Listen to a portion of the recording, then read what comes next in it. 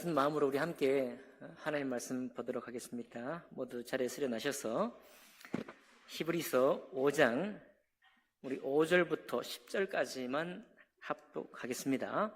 신약 성경 357쪽 가량에 있습니다. 357쪽 가량에 히브리서 5장 5절부터 10절까지 합독으로 봉독하겠습니다.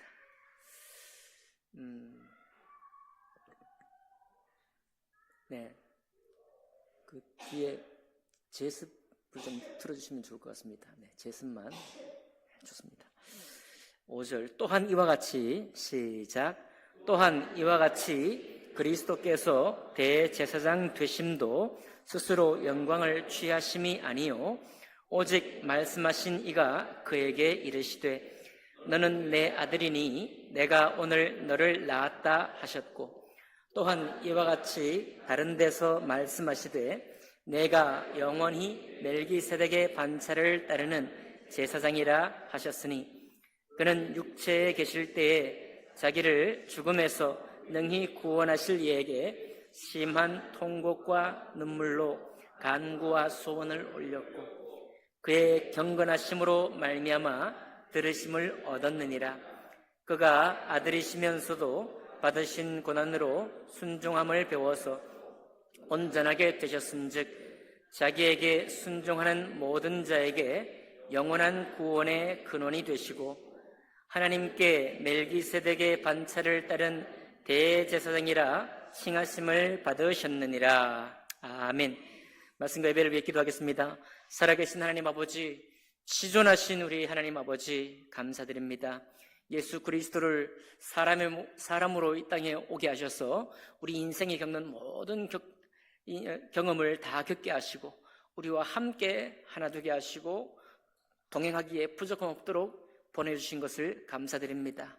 또한 그 주님이 참 그 순전한 마음으로 아버지 하나님께 잘하고 공생애를 시작하셔서 우리를 위해 섬기신 그 사랑을 인해서 감사드립니다. 하나님, 우리 마음속에 세상이 아무리 복잡하고 또 참 인간이 부정적으로 말할 때 인간을 느끼는 그런 일들이 많다 하여도 우리가 영원한 아버지 하나님의 참 자녀로 그 어린 아이로 그 순전함으로 끝까지 인생을 살아낼 수 있도록 축복해 주옵소서. 우리의 신앙이 정말 순전한 신앙으로 날마다 회복될 수 있도록 인도해 주옵소서. 예배 시종을 주님께 의탁하며 감사할 때 귀하신 우리 주 예수님 이름으로 기도하옵나이다. 아멘. 자리에 앉으시겠습니다. 오늘 읽은 말씀을 본문으로 해서 어린아이와 예수님이라는 제목으로 하나님 말씀 나누겠습니다.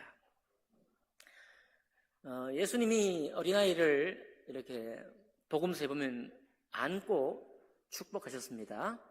어린아이를 안고 축복하셨기 때문에 대략 우리가 그 나이 어린아이를 몇 세 정도로 보는가 하면 갓난아이부터 2살 정도까지, 그러니까 영유아 정도의 되었을 것이다. 왜냐하면 복음서에 보면은 그 아이를 안고 데리고 오는 부모도 있었기 때문에요. 젖된 나이, 성경에 보니까 시편에 보면요, 젖된 아이가 그의 어머니 품에 있음같이 하였다, 이런 고백이 있습니다. 젖된 아이. 그 젖된 아이는 사실은 아주 전적으로 자기 아직 의식이 발달해 있지 않기 때문에 부모의 품에 자라죠. 그런데 이 영유아 가난아이만 부모의 품에 자라는 것이 아니고 우리가 보통 어린아이, 성경에서 어린아이라고 말할 때는 7살 미만, 그러니까 취학 전 아동을 다 이렇게 또 일컬을 수 있습니다. 여러분, 그 요나서에 보면은 좌우를 분변치 못하는 12만 명의 아이들이 있다, 이렇게 얘기를 하죠. 요나서에 나옵니다. 좌우를 분별하지 못한다, 이 나이가 언제냐면, 어떤 나이냐면 바로 7세 미만, 취학 전 아동, 이렇게 얘기를 합니다. 다른 말로 선악을 분별하지 못한다라고 말하기도 하죠. 그러니까 자기가 행동은 할 수 있지만, 행동은 잘하지만 자기 행동에 책임을 잘 질 수 없는 그런 나이가 취약전 아동이다, 이렇게 얘기를 합니다. 그런데 요즘은 많이 달라졌어요. 요즘은 취약전 아동도 굉장히 사회생활을 빨리 시작해요. 사회생활이라고 제가 말씀드리니까 이상한가요? 저들이 벌써 작년에도 말씀드렸지만 삼각관계 연애를 하고요. 그 잘 보이기 위해서 옷도 막 꾸미고 이렇게 하는, 여러분 TV 보셨죠? 벌써 취약 전인데도 연애도 하고요. 또 삼각관계 들어가고 선생님이 나를 좋아하나 안 좋아하나 이것 때문에 막 고민하고 갈등하고 합니다. 그러니까 우리 이 시대에는 여러분과 제가 또 우리가 어릴 때 경험하지 못했던 우리 손주와 손자들의 세계가 따로 있죠. 우리 자녀들만 세계가 따로 있는 게 아니라 손자, 손녀들의 그 세계도 벌써 따로 만들어집니다. 옛날 생각하다가는 우리가 참 저들을 잘 적응을 하지 못할 그런 때가 된 것이죠. 그래서 우리가 어려움이 있습니다. 이 어린아이를 최대한 느리면 연령이 어디까지 올라가는가 하면 10살. 10살이면 몇 학년이죠?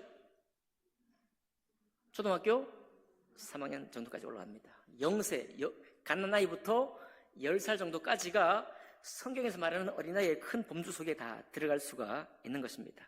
다시 말씀드리지만 벌써 취약전 아동, 5살 뭐 좀 넘어가면서부터 자기가 좋아하는 친구가 생기고 막 이렇게 생긴다고 했잖아요.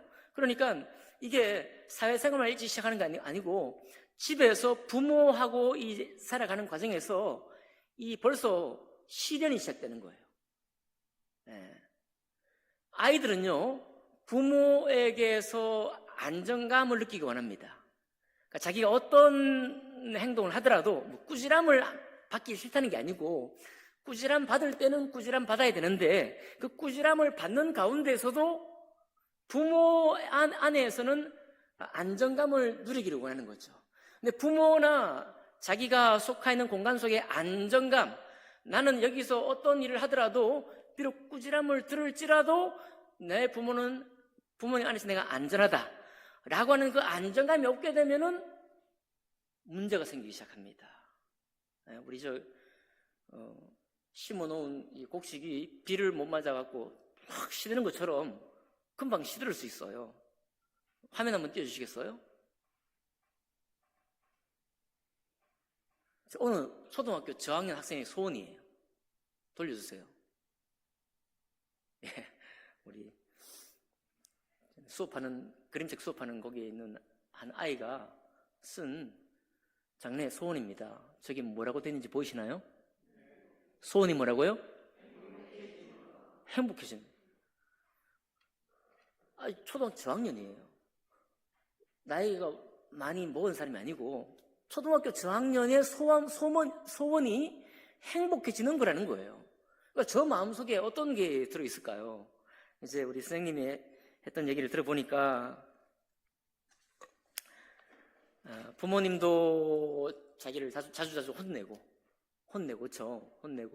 이제 이미 초등학교 들어왔으니까 친구들과의 사이에서도 참 쉽지 않겠죠. 그러니까 친구들과의 사회생활도 먼저 시작했죠. 집에 가면 부모님이, 아버지가 자꾸 혼을 내고, 그러니까 얘가 이제 마음에 막 짐이 생긴 거예요. 이제 아프기 시작했다는 겁니다. 그래서 우울증 같은 것까지도 올 뿐만 아니라 조금 더 나아가면 약간 가벼운 자폐 정도도 시작을 할 수 있고요. 또 심지어 이게 더 나가버리면은 이제 실수도 한대요. 실수 아시죠? 네, 실수. 자, 그런데 이 아이가 감정에 관한, 그러니까 여러분, 우리가 혼내더라도 우리 부모, 저희 세대만 해도 사실 자녀를 어떻게 양육해야 되는지 제대로 못 배웠습니다. 그냥 저만 해도 그냥 부모님이 이제 벌어먹고 사는 것이 바쁘시니까 이제 마당에 떨어져 자빠지든지 뭐 어디 이웃집 그 아주머니가 골려주려고 데려가면 있는지 없는지도 모를 만큼이나 그렇게 자란 거예요. 사람은 다 그렇게 자라는가 보다, 제 생각에. 그렇게 길러줬으니까 그렇게 생각하겠죠. 하나님이 자라게 하신다. 우리 참 아무 생각 없이 맡길 수 있는 너무나 좋은 얘기죠. 그런데 그렇지 않다는 거예요.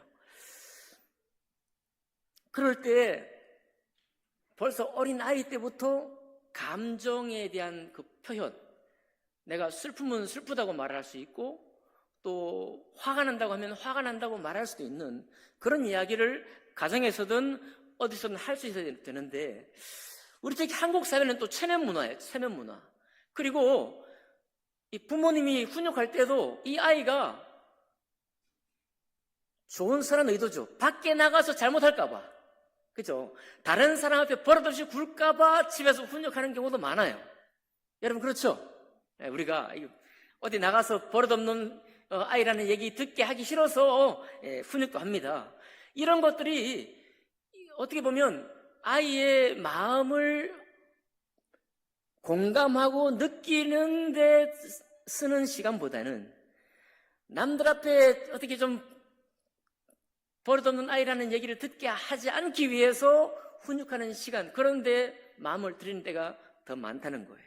이것이 우리 한국 사회다 보니까 이게 좀 더 많이 오랫동안 가는 것 같습니다. 그런데 이 아이가요, 감정에 관한 이야기, 슬프면 슬프다고 말하는 시간, 화나면 화난다고 말하는 시간, 무서우면 무섭다고 말하는 시간들을 막 가지는 거예요. 막 가지고 나니까 그동안에는 막 그 눌린 마음에 이렇게 막 고민이 많았는데 이제 어느 순간부터 마음의 문이 열리기 시작하는 거예요. 마음의 문이 열리고 선생님을 또 찾기도 하고 좋아도 하고 모든 것이 좋아져 가는 것입니다. 그러면서 이런 많은 사례를 통해서 사람들이 이렇게 얘기합니다. 훈육은 꾸짖는 것, 혼내는 것 다 맞다. 혼내지 말라는 게 아니고 혼내야 된다. 그런데 아이의 감정이 충분히 받아들여졌다고 하는 그 안정감이 생긴 후에라야 이 훈육이 제대로 된다라고 말을 하는 거예요. 만약에 다 받아 안을 줄 알았던 부모님이 자꾸 혼내는 걸 열심히 하게 되면은 아이는 더 불안해진다는 거예요. 더 불안해지면서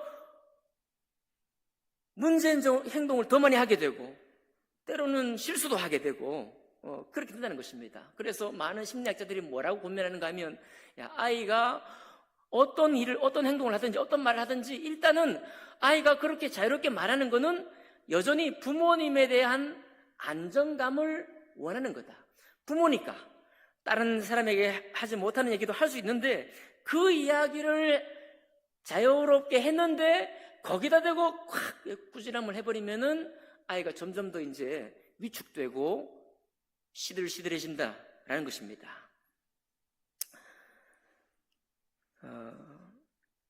여러분, 저는 인상적인 그 장면을 2번을 봤습니다. 20년 전에는 어떤 걸 봤냐면 유원지에 가는데 그 아버지가 애를 때리는데요. 뭐 쫓아가면서 때리는 거예요. 이 온 사방에 다 유원지에 놀러 온 사람들이 다 있는데 아이는 울면서 도망가고 아버지는 쫓아가면서 때리는 겁니다. 제가 너무 괴로웠어요. 저 아이가 어떻게 될 것인가. 하나님의 은혜가 있으니까, 은혜가 있으니까요. 근데 최근에 한 경험은요, 이제 영등포로 이렇게 어떤 일이 갔는데, 대중교통을 탔습니다. 그 대중교통을 타는데 그 애기 아빠가 한 30대 후반쯤 됐어요. 애를 어쩌지를 못하는 거예요. 애가 뭐라고 때를 쓰면, 다 들어주는 거예요. 무슨 말 해놓고서 애가 막 우는 시중을 내니까 애 따라하고, 또 자리에 앉으려고 앉으라고 하는데 애가 또 안 하겠다고 막 때를 쓰고, 그리고 또 결국은 자리에 앉으려고 갔더니 그 옆에 이제 어떤 여자분이 앉아 있으니까 애가 또 하고 또 안 한다는 거예요. 애가 앉고 싶은 곳은 맨 뒤, 결국은 또 맨 뒤에 앉은 것입니다. 그러면서 그 시간이 계속 반복되는데 애기 아빠가 중간에 하는 얘기가 뭐냐면은, 내가 어떻게 네 고집을 꺾겠냐 하고 항상 먼저 말해놓고 자기가 다 지는 거예요. 애기한테. 이거 어떠세요? 또 다른 면에서 약간 또 걱정이 되더라고요.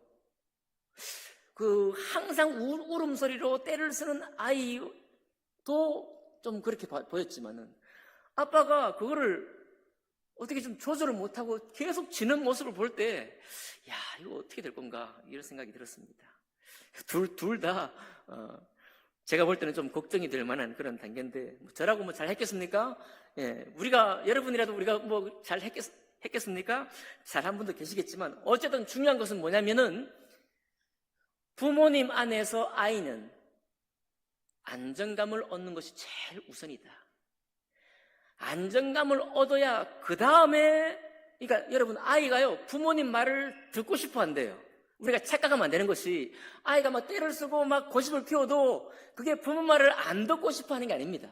아이는요 기본적으로 부모님 말을 듣고 싶은 마음이 있대요. 그런가요? 아셨어요? 몰랐어요? 네. 기본적으로 그런 마음이 준비되어 있다는 거예요. 준비되어 있는데 그의 마음의 안정감을 잃어버리게 되면은 그 다음부터 이제 말이 삐뚤어지고 행동도 삐뚤어지고 더 심하게는 약간 우울하게 되고 더 심하게는 막 아무 데서 실수도 하게 되는 그런 일이 생긴다는 것입니다. 여러분, 우리 피에르 신부라는 분이요 이런 얘기를 했습니다. 인간에게는 사랑을 하거나 사랑을 하지 않을 자유가 없다. 인간이 자유로운 것은 사랑을 하기 위해서 자유롭다. 자, 그러면서 말하기를 우리가 사랑을 하려면 자유로워야 한다. 자유가 없는 곳에는 사랑이 있을 수가 없다. 우리에게 자유가 주어진 것도 바로 사랑하기 위해서 자유가 주어지는 것이다.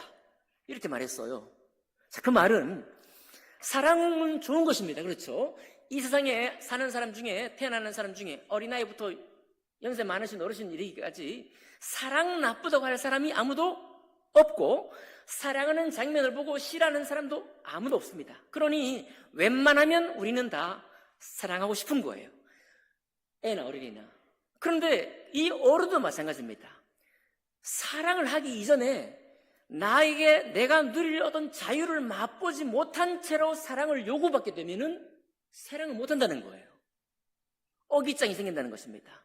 자유를 누리지 못할 때, 내가 충분한 안정감 가운데의 자유를 누리지 못할 때 거기에서 사랑의 명령을 요구받고, 특별히 신앙 가운데는 하나님 말씀의 명령을 계속 받게 되면은 삐뚤어질 수 있다는 거예요. 그만 사랑하고 싶은 마음이 있어도 마음이 자꾸 뒤로 물러갈 수 있다는 것입니다. 그 아이는 제가 들은 바로는 회복이 되고 있어요. 왜 회복이 되느냐 하면은 안정감을, 자기 마음의 감정을 헤아리는 시간을 가졌기 때문에. 감정이요, 감정. 어떤 행동이 옳고 나쁘다가 아니고 그의 감정, 아이의 그 감정, 어떤 생각이 들고 느낌이 들었을 때 그 감정을 받아 안는 것이 중요하다. 오늘 말씀의 제목이 어린아이와 예수님입니다. 제가 이것을 예수님께 한번 적용해 보려고 합니다. 오늘 여러분, 예수님은 누구신가요? 예수님은 하나님의 아들이시죠. 예수님은 거룩한 분이시죠. 그렇지만 여러분, 예수님이 예수님 되셨을 나이가 언제냐면 30대 초반입니다. 그 말은 공생애를 시작하셔서 여러분과 제가 알고 있는 예수님, 우리가 인식하고 있는 예수님은 전부 다 30대 이후의 예수님을 인식하는 거예요. 우리가 예수님을 떠올릴 때 전부 다 헌신되어서 이제는 내가 하나님의 일을, 그 사명을 감당해야 되겠다고 결심하고 예루살렘을 올라간 이후의 예수님을 우리가 기억하고 있는 거예요. 그러면 그 30대까지 30년 동안 주님은 뭘 하셨나 이거예요. 이거 성경에 안 나오지만은 우리가 한번 미로 짐작하고 한번 그려보겠습니다. 예수님 30세 이전에 나온 것은 몇 군데 안 나와요. 이제 아주 갓난아기 때 헤롯 대왕이 죽이려고 하니 부모님이 예수님을 안고 이집트로 피신한 거 하나 나오고, 그렇죠? 할례 받는 장면 하나 나오고, 그리고 이제는 예루살렘 성전에 올라가서 율법사들하고 얘기 주고받은 이야기 딱 기억하기로 3장면 나옵니다. 그 3장면이 나오고, 그리고 짐작할 수 있는 것은 예수님의 동생이 4명이 있었으니까요. 예수님의 동생이 있었다는 거, 그리고 가정생활을 했고 아버지가 목수였다는 거, 아버지의 일을 도왔을 거라는 거, 요 정도가 전부입니다. 그러니까 이게 전부인데 30대 된 예수님만으로 풀쩍 뛰니까 이게 좀 쉽지가 않습니다. 제가 한번 묵상을 해봤습니다. 제가 볼 때 우리 예수님은 30세 되기까지 어떤 면에서는 약간은 괴짜였다는 생각이 듭니다. 왜 그러냐 하면, 여러분, 예수님이 제자들을 데리고 양육하기 전에 당신이 먼저 경험했을 거예요. 모든 선생님은 자기가 겪어보고 제자들을 데리고 가르치죠. 당신께서 경험하지 않고 그냥 예수님이시니까 제자들을 가르쳤다, 그럴 것 같지가 않습니다. 대표적으로 안식일 규정이에요. 제자들이 안식일 날 밀이삭, 보리삭을 훑어서 먹으니까 이게 당시의 종교 지도자들에게 어떻게 비쳤어요? 안식일에 일하지 말아야 되는데, 가장 계명 중에 세 번째 계명이자 우리 주님이 창조할 때 중요했던 계명, 안식일을 범하니까 얼마나 괘씸하겠어요. 그렇죠? 근데 그 괘씸했을 안식일 규정을 제자들이 어기는 걸 보고도 주님이 옹호하셨어요. 그러면 그 말은 뭐냐면, 주님께서 성장하실 때 하시면서 주님의 구약 율법을 배우시고 익히는 가운데에서 당신도 안식일에 그와 같은 일을 하셨다는 겁니다. 우리가 아는 것처럼 안식일에 병 고치는 건 당연한 것이고요. 예수님이 주님이시니까 그랬다는 건 이해하지만, 성장하는 예수님을 생각해보세요. 우리 주님의 율법을 하나님께서 주신 구약 율법을 배울 뿐만 아니라 하나님의 새 언약을 이제 이루실 예수님으로 오셔서 어린 30년 동안의 성장 과정을 한번 생각해 보는 것입니다. 안식일 규정을 어겼을 것입니다. 그때 주변에서 많은 얘기를 했을지도 몰라요. 그럼 주님 고민하셨겠죠. 도대체 이게 지금 종교 지도자들, 나의 선생들, 우리 주님 어릴 때니까요, 저 선생들이 가르친 얘기가 분명히 성경에 있는 말씀인데 이렇게 하는 게 잘못된 건 아닌가? 내가 혹시 문제가 있는 건 아닌가? 혹시 생각하셨을 수도 있다, 그런 생각이 드는 것입니다. 주님은 또 안식일에도 병자를 고치셨어요. 율법에는 병자를 만나는 것, 만지는 것, 또 나병 환자를 만지는 것 금지되어 있습니다. 그것은 명절날에 특별히, 또 제사장으로 만지는 것은 금지되어 있어요. 왜 그렇습니까? 부정하게 되기 때문에. 그렇죠? 하나님 앞에 가는 것이 부정하게 되기 때문에 만지는 게 금지되어 있을 거예요. 우리가 30세 이후의 주님만 기억하지만 그 전에 잘하시는 주님이 이 율법을 어떻게 할 건가 고민하셨을 겁니다. 그러면서 한번 경험하셨을 것이다, 저는 그렇게 한번 생각해 보는 거예요. 그럴 때 주님께서 그렇게 하나님 율법의 말씀, 구약의 말씀을 하나씩 둘씩 어겨 가시는 그 과정 속에서 예수님이 무엇을 발견하셨을까? 여러분, 오늘 7절 보면요, 그런 육체에 계실 때 자기를 죽음에서 능히 구원하실 이에게 심한 통곡과 눈물로 간구와 소원을 올렸고 그의 경건하심으로 말미암아 들으심을 얻었느니라. 여러분, 주님께서 마지막 사역하실 때 사실은 하나님이 주님을 듣지도 않으셨습니다. 우리가 잘 아시는 것처럼 십자가 위에서 주님이 고통으로 부르짖을 때 우리 하나님께서 나타나셔서 주님을 건져내지 않으셨어요. 살아있을 때 주님을 건져내시지 않으셨습니다. 그냥 듣고 가만히 계셨습니다. 그럼에도 불구하고 주님께서 어떻게 도대체 심한 통곡과 눈물과 간구와 소원을 우리 하나님 앞에 올려드리면서 끝까지 사명을 감당하실 수 있었을까? 한번 생각해 보는 거예요. 저의 묵상이니까요, 여러분 자유롭게 들으시고. 심지어 주님은 사마리아 여인과도 만나셨습니다. 원래 사마리아 사람과 만날 수 있게 돼 있어, 없게 돼 있어요. 사마리아 사람은 혼혈일 뿐만 아니라 부정한 사람입니다. 순전한 유대인이 아니에요. 유대의 계파도 아닙니다. 그렇기 때문에 만나지 말아야 되는 거예요. 그러니까 주님께서 공생이 시작하기 전부터도 이런 구약의 율법을 하나씩 둘씩 익히면서도 하나씩 꺾어도 가시고, 그러니까 아마 한편으로 어떤 사람에게는 성경에서는 지탄받고 하나님을 신성 모독하는 사람으로만 나오지만은 어떤 사람이 보았을 때, 종교 지도자를 아는 사람들이 보았을 때는 저 사람 괴짜다, 우리가 유대인으로서 어떻게 저런 일을 할까 하고 이상하다, 신기하다라고 생각했을 것입니다. 저의 묵상이 뭐냐면 그 과정, 그 30년의 시간들 동안 주님께서 율법을 충분히 익히시고 그리고 새 언약을 담당하는 예언된 선지자, 나와 같은 선지자, 모세와 같은 한 선지자를 세우리라고 하는 그 말씀을 받으실 때까지 무엇을 느끼셨을까? 저는 아까 그 아이처럼 예수님이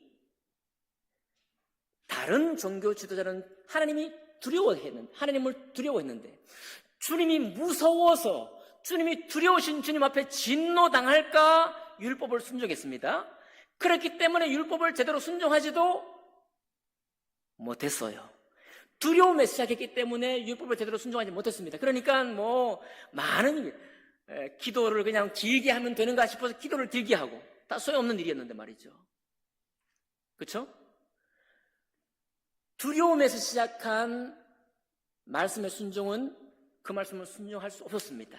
그럼 예수는 도대체 어떤 길로 가셨기 때문에 하나님을 죽기까지도 순종하시고 눈물과 통곡과 간구와 소원을 끝까지 그렇게 하실 수 있었을까? 그 비밀은 하나밖에 없는 것 같습니다.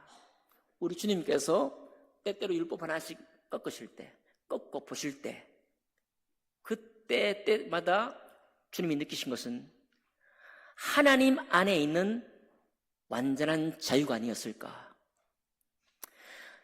우리 하나님께서 옛 율법, 이제는 낡아진 율법과 예수 그리스도 안에서 새로운 언약을 주시는 이 새 언약을 베푸셨는데 이 두 언약 사이에 계셨던 그 어린 30년 생애 동안 주님이 자라시면서 이렇게 해보고 저렇게 해보셨을 텐데 그런 시간들 속에서 하나님 안에 있는 놀라운 자유, 주님 앞에 아버지 앞에 영원한 안전, 그 영원한 안전을 느끼지 않았을까라는 생각을 하게 되는 것입니다.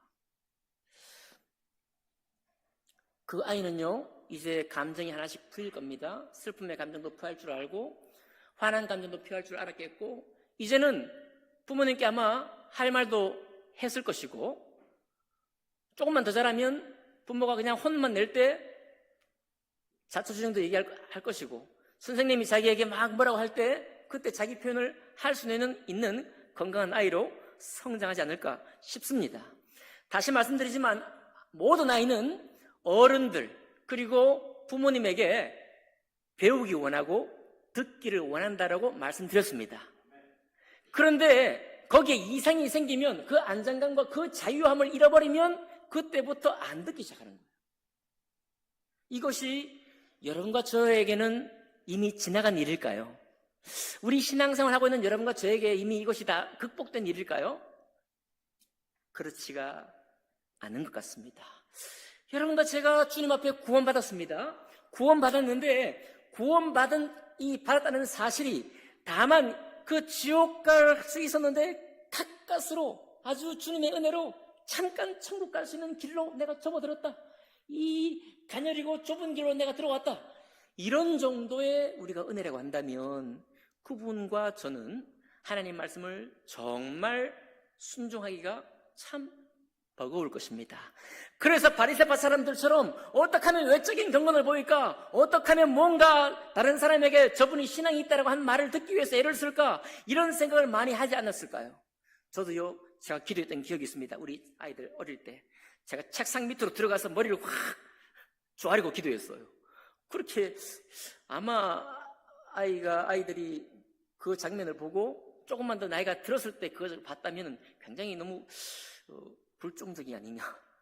우리 주님 아버지가 너무 신령하다는 느낌을 보기 전에 약간 좀 너무 그런 게 아닌가 이런 느낌을 가질 수도 있었겠다 생각이 드는 것입니다. 우리는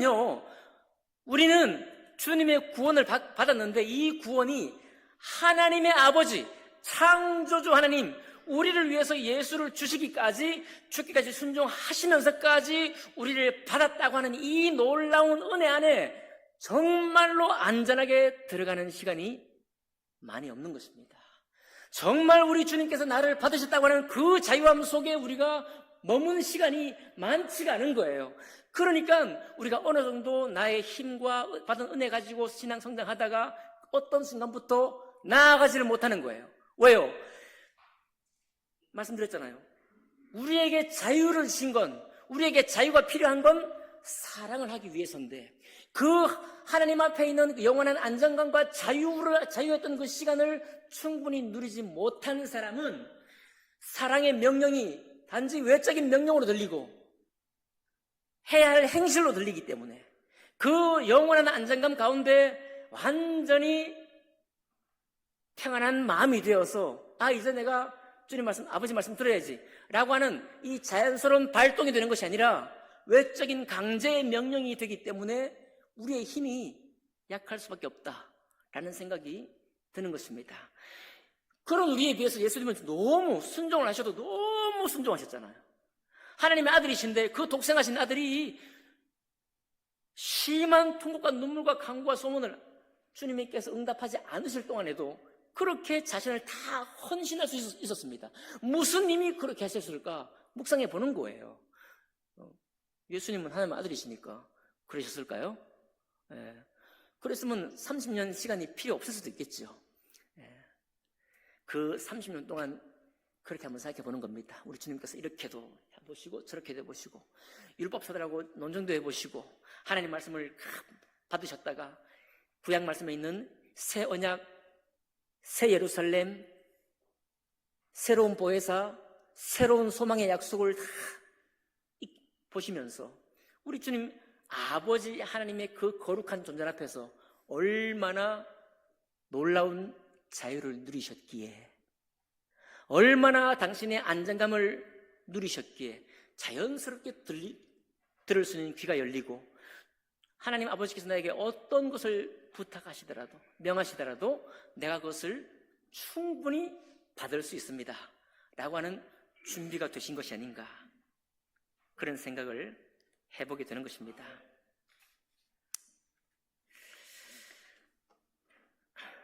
여러분, 우리 많은 사람들 마음속에 겉으로 순종하고 싶은 마음이 있습니다. 우리 마음으로도 순종하고 싶은 마음이 있지만 우리 속에서 슬픔과 분노가 여전히 자리 잡고 있는 한은 순종하기가 어려운 것입니다. 순종하기 싫어서가 아니라 내 안에 슬픔과 분노가 있고 아직도 아버지 안에서 아직도 거룩한 하느님 앞에서 내가 뭔가 제대로 해야만 주님께서 나를 기뻐하시겠지, 내가 정말 가야 할 길로만 가야 주님께서 나를 영접하시겠지, 이런 마음의 올무, 이런 마음의 어떤 옥죄임이 있는 한은 참으로 주님을 듣기가 쉽지 않을 것이다, 그런 생각을 하게 되는 것입니다. 여러분, 예수님께서요 마지막 순종할 때 그때 그것을 우리 어린아이로 표현하면 몇 살이 될까? 0세부터 2세 혹은 2세부터 7세, 7세부터 10세까지 있는데 10살까지 있는데 몇 살까지 정도의 우리 주님의 그 행동을 표현할 수 있을까 생각해 보면요, 완전히 거꾸로 들어가 갓난아이, 영유아기 0세부터 2세까지 가지고 있던 영원한 안전, 완전히 몸을 부모님의 어깨 위에 내맡겨 고개를 탁 떨구고 당신 품에 우리 몸을 안길 때 완전히 자기의 힘을 빼고 다 의탁한, 전신을 의탁한 그 아이의 상태, 그 아이의 상태가 우리 공생에 시작하신 30세부터 33세 십자가에 죽으시기까지 그때 그 상태가 아니셨을까 생각해 보는 것입니다. 여러분, 우리는 어차피 어린아이가 되어갑니다. 이제 걷는 것도 다시 배워야 되고요. 제 친구가 지금 투병 중인데 걷는 것 다시 배우고 있습니다. 투병 중이 아니어도 우리가 나이가 들면 걷는 것도 배워야 되고 자는 것도 배워야 하고, 그렇죠? 먹는 것도 배워야 하고, 모든 것을 마치 어린아이가 배우는 것 같이 우리의 마지막 순간이 찾아올 때까지는 그렇게 배우게 되어 있잖아요. 참 놀라운 하나님의 섭리 아닌가 싶습니다.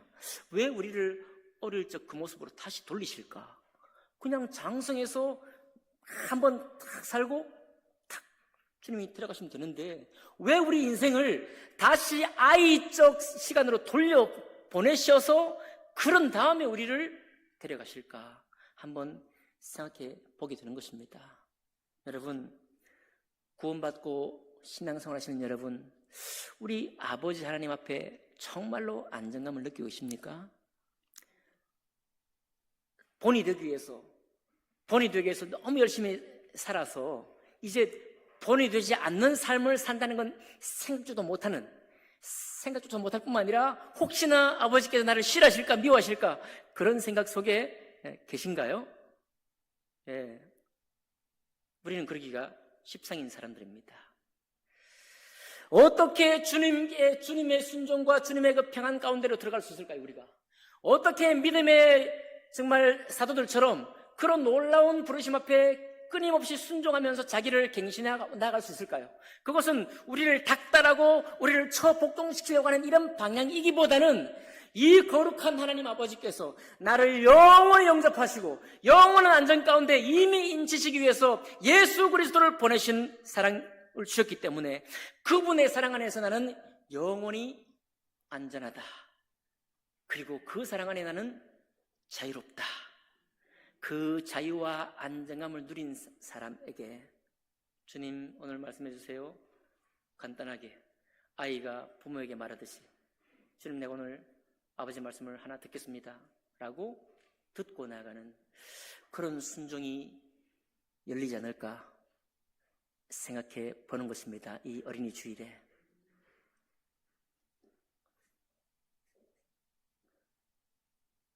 저도 소망합니다.